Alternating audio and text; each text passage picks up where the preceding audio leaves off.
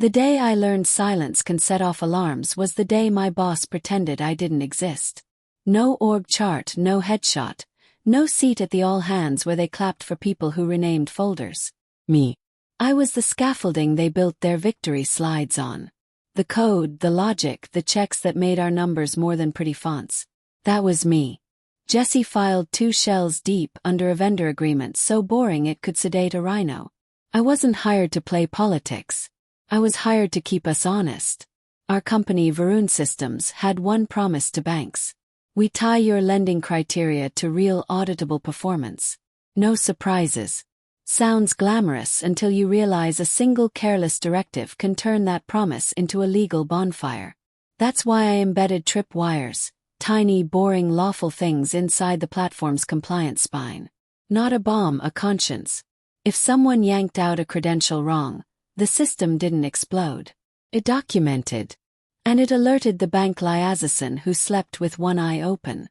I did all of this from a wobbly kitchen table with a chipped mug and a plant the color of expensive regret. Quietly, reliably. While other people chase titles, I chased clarity. I was fine being the ghost. Ghosts see everything. Enter Nolan, my new boss, a man who wore ambition like cologne. He wasn't cruel in the cinematic way. He was worse. Impatient with the truth. He measured value in dashboards and volume. If you could say it louder, it must be right. He called my team backline operational overhead, which is corporate for I don't read, I skim. He loved to purge. New era, new energy. He announced in a meeting I wasn't invited to.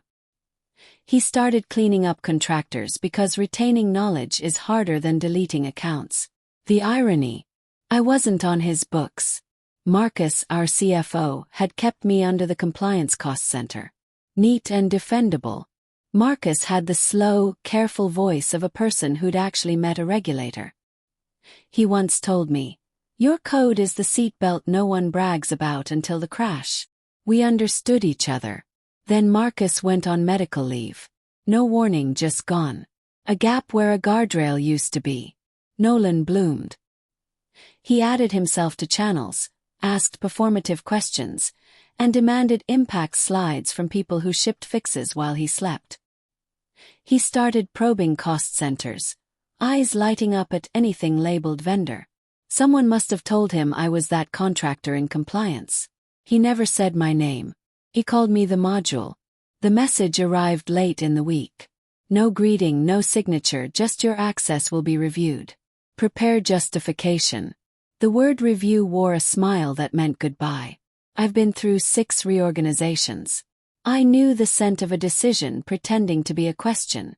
I didn't argue. I documented.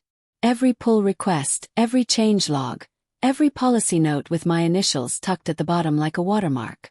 Not dramatic. Just the paper trail people forget to respect until it's the only thing with a pulse. Then came the meeting. "You're done here," Nolan said, leaning back like the chair owed him money. "Delete all your codes and files from your laptop, they're company property." He slid a printed memo across the table, signed, dated, gleaming with overconfidence. He had the grin of a man who thought IT and truth were synonyms. I read it once. No raised voice. No lecture on Clause 12 regarding off-boarding procedures and credential transfer. Just one sentence from me. "Do you mind putting that directive in writing with your signature?" He tapped the memo. "Already did." I folded it, slipped it into my bag, and nodded. He expected begging or tears. I gave him silence. Silence makes certain men hear themselves for the first time. Back at my kitchen table, the plant looked even more exhausted than I felt. I opened my terminal. I followed Nolan's instructions to the letter. I deleted my local repo. I removed my tools. I wiped cache docs. No secret copies, no backdoor zip files, no accidental backups. Because contrary to office folklore, integrity isn't a mood. It's a method. But here's what Nolan didn't understand. My laptop wasn't the system. The system was the system. And the system had a memory, identity flags, validation hooks, a credential anchor tied to off-boarding protocol. None of it malicious. All of it approved by Marcus. Months earlier, precisely because real life gets messy and people get sloppy. When they do, the code is supposed to say, "Hold on. Show your work." An hour later, I closed the lid and poured tea that tasted like cardboard. Slack window blinked on my phone. Friends who couldn't mention my name on company channels sending careful sideways condolences. "He called you legacy overhead." One wrote, "Also, the metrics dashboard is acting weird." Probably nothing. Probably nothing is how a lot of preventable disasters introduce themselves.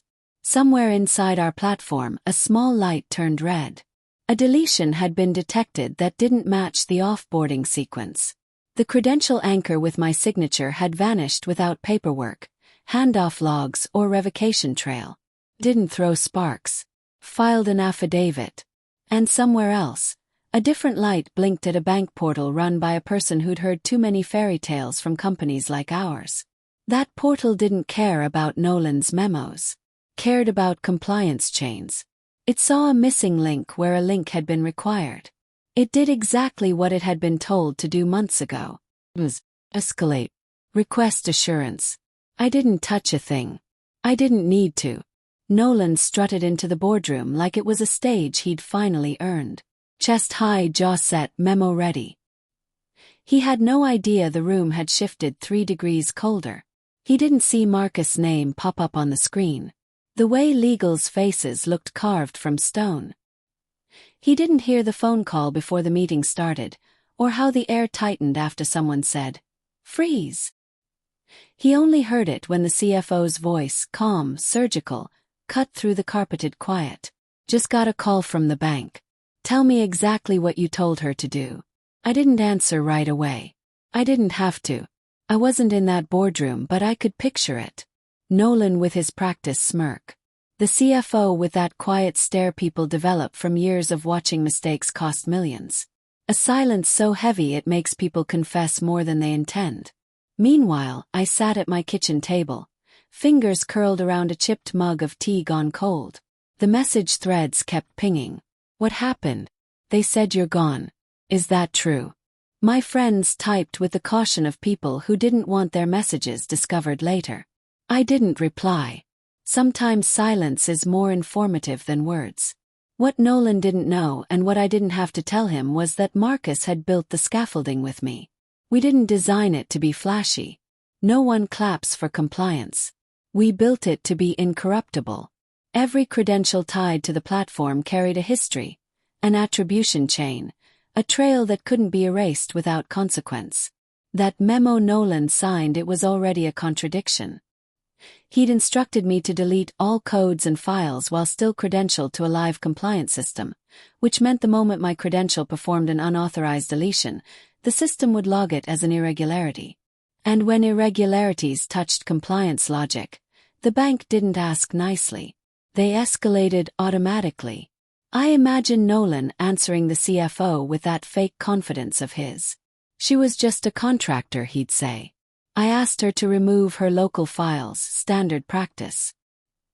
He probably didn't realize that words like just and contractor don't erase responsibility when you're on record. See, I've lived through enough reorganizations to know how this plays out. People think authority lives in memos and titles, but real authority lives in systems, in protocols, in the paper trails that don't care if your suit is tailored or your voice carries. Authority lives where accountability is baked in. And that's exactly where Nolan had decided to take a shortcut. I didn't gloat. Not then. Instead, I opened the secure drive Marcus and I had set up months earlier. Just in case fault. Inside encrypted documentation, signed protocols, the kind of boring files no one thinks about until they're worth more than gold. My initials were there stamped across diagrams, logic flows, approval notes. The system didn't just have my code. It had my fingerprint. That's when the first call came. Not to me, of course, but to one of my colleagues who liked to whisper. "They're asking about your credential flag," he said later, voice hushed as though someone could overhear through the phone. The bank flagged the deletion event. Legals in a panic. I didn't say much, just listened because I knew this wasn't about revenge. This was about trust. Banks don't extend millions in conditional credit lines without ironclad assurance. Our company's promise wasn't innovation or speed. It was integrity. And when you mess with integrity, you don't get second chances. By then, Nolan must have started sweating. Maybe he repeated his line about me being overhead. Maybe he tried to make it sound small, manageable. She was working on back-end stuff. Nothing critical. I could almost hear it the way his voice would rise just slightly at the end. Atelli didn't know he had. But the CFO wasn't the type to be soothed by volume. He would have asked for logs. Legal would have pulled them up. And there it would be, clean and irrefutable.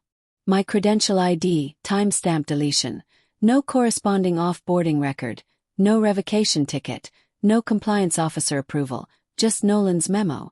I leaned back in my chair, staring at the plant I still hadn't watered in days. There's a kind of calm that comes when you know the system itself is speaking louder than you ever could. I didn't need to write a dramatic email or storm into an office. I'd already done my part months ago when I insisted the system needed those safeguards. The irony, Nolan thought firing me was erasing me. What he actually did was spotlight me. You can ignore a ghost when it's quiet.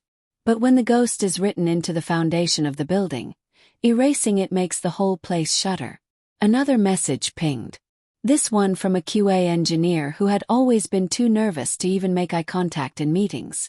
He's trying to spin it, the message said.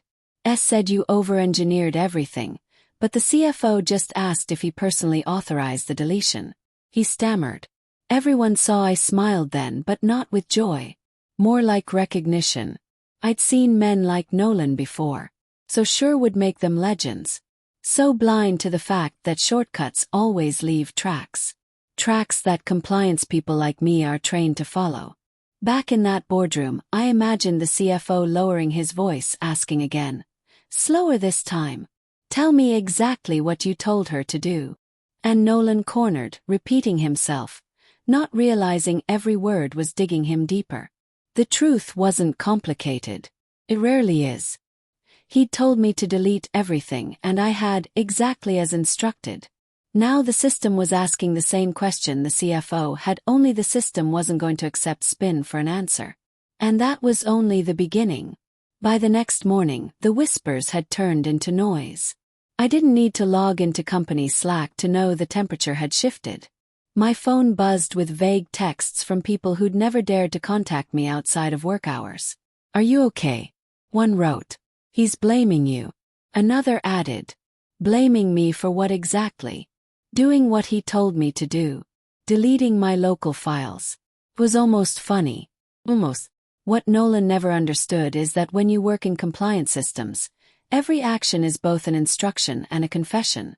The system doesn't forget. It doesn't care about charisma or a chain of command.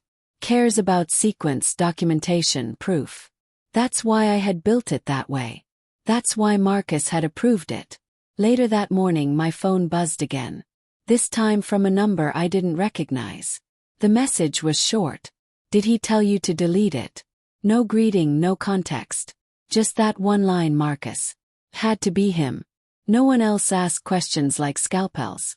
I didn't type an answer. Instead, I opened my bag and pulled out the memo Nolan had so generously signed. Black ink on white paper.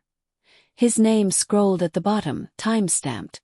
I scanned it, encrypted the file, and forwarded it to the secure channel Marcus and I had used back when he still trusted me with keys nobody else knew existed.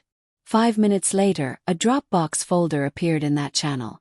Inside were contracts, change logs, the architecture documents I thought had been archived into oblivion. He had kept them quietly even after HR scrubbed me from the books. That was Marcus. Always cautious, always leaving breadcrumbs. And just like that, the story stopped being about me. It became about the memo. From what I heard later, the CFO had placed it flat on the boardroom table, blinds half drawn against the morning sun. Everyone in the room leaned forward as if the page itself was radioactive. He ordered the contractor to erase system-critical files, the CFO said. Not loud, not theatrical, just precise. While still credentialed, while still tied to our compliance trust chain, nobody spoke.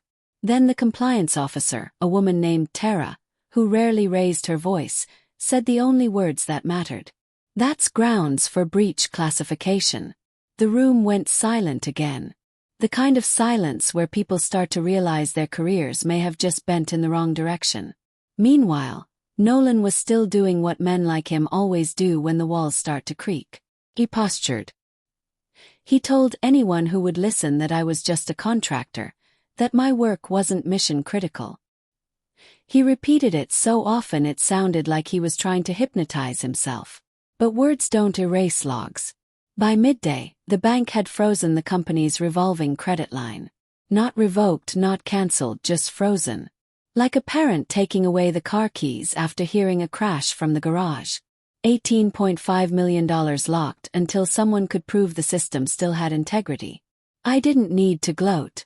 I just brewed another cup of tea and watched the steam curl into nothing. What Nolan didn't know was that his memo was already doing the work for me. The moment he put pen to paper, he created evidence of his directive. Evidence that directly violated 3 clauses of the vendor agreement Marcus had filed years ago. He thought he was erasing me, but all he had done was write me back into the story. This time as proof. That afternoon, a friend from QA called, voice trembling with both fear and glee. "Julie." She still called me by my first name, though no one else at the company dared. "He's cornered. Legal's tearing through the logs. They can't find a single off-boarding ticket for you. No credential transfer. Nothing. Just his memo." I didn't reply right away. I let her talk. She needed to get it out. Finally, I said that's all they'll need. 'Cause here's the thing. In corporate dramas, villains like Nolan always imagine the big showdown will be someone yelling across a table. But in reality, it's a piece of paper, a line of code, a time-stamped log, quiet evidence that doesn't flinch when confronted. That evening, I opened the secure drive again, staring at the memo glowing on my screen. It wasn't triumph I felt. It was something colder, heavier, like gravity pressing down. This wasn't about revenge anymore. It was about inevitability. The bank wanted documentation. Legal wanted answers. And Nolan had already provided both. He just didn't realize yet that the memo he handed me wasn't a shield. It was a blade, and it was already cutting. By Monday morning, the storm had a name. They were calling it the containment phase. It sounded clinical, harmless, even like something a doctor would say before handing you antibiotics. But inside systems, containment meant one thing. Nolan was no longer trusted. I wasn't in the building, but word traveled fast. Colleagues texted me in fragments, each piece painting a clearer picture than the last. "He's locked out of Slack. Legal has him in a conference room. Marcus is back. Marcus back earlier than anyone expected. No memo, no announcement. He just walked into the building at 8 sharp, thin from treatment, but steady, sleeves rolled. The kind of presence that made people lower their voices without realizing why. The first words he supposedly spoke weren't greetings. They were a question. Why is Jesse's credential showing an irregular termination event? That question landed like a hammer. 'Cause there was no good answer. The logs were clean, time-stamped, my ID tied to a deletion that hadn't followed protocol. And Nolan's memo, his pride, his proof, was the only instruction tied to it. When pressed, Nolan did what men like him always do. He doubled down. She was a contractor. She had no ownership of the platform. He said it again and again as though repetition could turn it into truth. But ownership wasn't the issue. Integrity was. And the system didn't care if I was full-time, part-time, or ghost. My signature was baked into the compliance scaffolding. The bank's trust chain ran through it. Removing me without a proper handoff wasn't just sloppy. It was negligent. Legal dissected everything. They didn't raise their voices. They whispered, passed papers across the table, highlighted clauses. Each missing log, each absent approval, each skipped step was another cut. By the time they were finished, Nolan's defenses looked less like an explanation and more like a confession. I pictured him sitting there, sweat pooling under his starch-cold shirt, repeating, Just a contractor, while the walls leaned in. Meanwhile, I sat at home with my cat sprawled across the printer, laptop closed. I hadn't touched a line of code since the deletion. I didn't need to. The system was speaking for me louder and cleaner than I ever could. Every failed integrity check, every flagged anomaly, it was my testimony, automated, indisputable. Around mid-morning, Marcus sent me a single-line email. "Did you keep the memo?" I replied with the scanned copy, encrypted and time-stamped. His read receipt came through almost instantly. Later, a QA engineer called me, giddy in a way that only comes when fear gives way to relief. "Jesse," she said, they read his memo out loud in the room. Tara, the compliance officer, looked up and said, "That's breach-level negligence." He went pale, like completely white. I didn't laugh. Not because it wasn't satisfying, but because it was heavier than that. There's nothing funny about someone gambling with systems people trust to hold millions. By noon, the board had been looped in. Investors wanted answers. The bank demanded assurance. And Nolan, he was suspended from all platform operations, pending compliance investigation. It was the kind of phrase that sounds neat on paper, but in reality means your career just got sealed in a plastic bag. Security escorted him out before he could even return to his desk. No farewell speeches, no dramatic outburst. Just a man in a suit walking between two guards while the office pretended not to watch. I got another text from a colleague minutes later. He looked straight ahead. Didn't even blink. I poured myself another cup of tea. Let the silence fill the room. This wasn't revenge. This was gravity. A cause followed by its effect. Still, I couldn't help but think about how easily it could have gone differently. If Marcus hadn't come back early, if I hadn't scanned the memo, if the system hadn't been built to scream when tampered with, all those safeguards, the seatbelt no one brags about until the crash. That night Marcus called. His voice was tired but calm. "The bank wants you to validate the system. One-time credential, just verification. Nothing more." I said only one word. "Understood." After we hung up, I sat in the dim light of my apartment, tea cooling by my hand, cat breathing slow beside me. For the first time in weeks, I felt something close to peace. Not triumph, not vindication. Just the quiet knowledge that the system had worked exactly as it was meant to. And Nolan. He had learned what happens when you swing an axe at a ghost without checking what the ghost is holding up. The access link arrived as a single line from Marcus. One-time credential, restoration scope, audit visibility on no flourish, no apology. That's how he respected people, by trusting their work. I booted a clean terminal, the kind that sounds like a hospital room when it first wakes up, and stepped back into a system that still knew my name, even if the company tried to forget it. I didn't touch anything I wasn't authorized to touch. Real life isn't a movie where heroes smash keyboards and save the day in neon light. Real life is method. I ran integrity checks, compared hashes, followed the same checklist I'd written months earlier when coffee tasted less like duty. The failures lined up exactly where they should have. The credential anchor, the compliance hooks, the audit loop. It wasn't catastrophic. It was protective. A seat belt locked after a sudden stop. I pulled a lawful template from my encrypted store. My property, not theirs. Architecture, not IP. Think of it like a blueprint I drew on my own time that tells you where the beams go, but doesn't bring any wood. I slotted it against their live structure. Made sure every joint had a corresponding approval, then triggered the validator. The logs cleared one by one, slow and quiet, like a house exhaling after the wind passes. The bank's portal ticked from amber to green. No confetti, no applause, just a single confirmation line and a space to attach notes. I wrote the only sentence that mattered. System behaved as designed under unauthorized deletion directive. Integrity restored following verified remediation. Then I logged out. No victory lap, just a clean exit.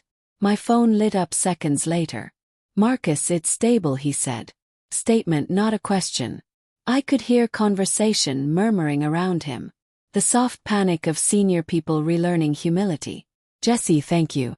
There was a pause, the kind you don't fill out of respect. Finally I said it didn't fail. It worked. He exhaled. No. The rest moved quickly in that slow corporate way. Legal opened a folder labeled Findings. Nolan's memo sat on top like a paperweight made of regret. Words like negligence and policy breach appeared in emails that used to praise speed and boldness. The board chose language that sounded neutral but wasn't. The bank sent a polite surgical note. Assurance received. Monitoring continues. People asked if I wanted to come back full-time. A desk, a title, a headshot, a chair at the table. It sounded tempting for about 30 seconds. The promise of visibility after years as a ghost. Then I remembered the look on too many faces when they realized the system had a conscience. They didn't want me. They wanted the feeling of safety my work bought them. Those are not the same thing. Asked for something else. A contract addendum that recognized architecture stewardship as part of risk management with direct reporting to compliance instead of operations. No performance decks, no vanity metrics. I wanted a line in legal English that said essentially when she says stop, we stop. If they wanted my name in the foundation, they needed to sign it into the building permit. Marcus read it. Legal marked it up. I marked it back. We settled on language that didn't make anyone a hero. Just accountable. That's what grown-up systems ask for. Clarity, not worship. I never saw Nolan again. Word was he resigned to pursue new opportunities. People wrote soft messages about chapters closing and lessons learned. No one wrote the real thing. That the fastest way to break trust is to treat it like a speed bump. He'll land somewhere. Men like him always do until they don't. What I remember most from those days isn't the bank or the freeze or the memo that bled. It's the messages from quietly good people. The engineer who said, "Your checklist saved my weekend." The analyst who whispered, "I thought I was crazy for wanting documentation." The junior dev who typed, "I learned more from your comments than from any training." They were the reason I built guardrails in the first place. Not to catch villains, but to keep ordinary people from being dragged into someone else's shortcut. If you're still watching, if you do work that rarely gets clapped for listen, you don't need a cape. You need a paper trail. You need boundaries written in places where bluster can't erase them. You need to read what you're signing, and you need other people to read it too.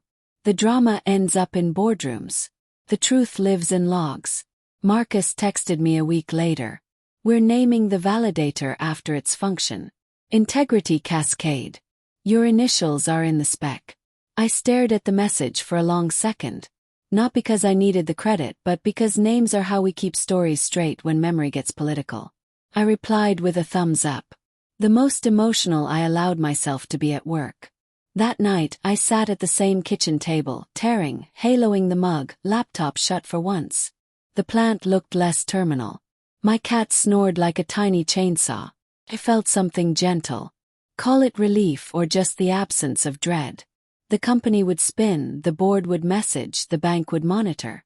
Life would normalize into whatever companies call normal after a scare. As for me, I kept my terms simple. I would remain a contractor. I would keep my distance. I would keep the blueprint, the checklist, the anchors. I would keep the right to say no. Written somewhere, ink can't be heat-treated away. There's a temptation after a story like this to declare victory.